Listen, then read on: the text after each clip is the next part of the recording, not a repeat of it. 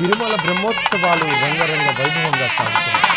కల్పవృక్ష వాహనంపై శ్రీదేవి భూదేవి సమేతుడై మలయప్ప స్వామి భక్తులకు దర్శనమిస్తున్నారు. తిరుమల వీధుల్లో స్వామివారి ఊరేగింపు జరుగుతుంది. ఇక ఈరోజు రాత్రి సర్వభూపాల వాహనంపై స్వామివారి భక్తులను ఆశీర్వదించనున్నారు. రేపు బ్రహ్మోత్సవాల్లో కీలకమైన గరుడ వాహన సేవ జరగనుంది. దీంతో పోలీసులు తిరుమలలో ట్రాఫిక్ ఆంక్షలు అమలు చేస్తూ ఉన్నారు. మధ్యాహ్నం 2 గంటల నుంచి ఎల్లుండి 9 గంటల వరకు ప్రైవేట్ ట్యాక్సీలను ఘాట్ రోడ్లో అనుమతించారు. బ్రహ్మోత్సవాల వేళ తిరుమలలో భక్తుల రద్దీ భారీగా పెరిగింది.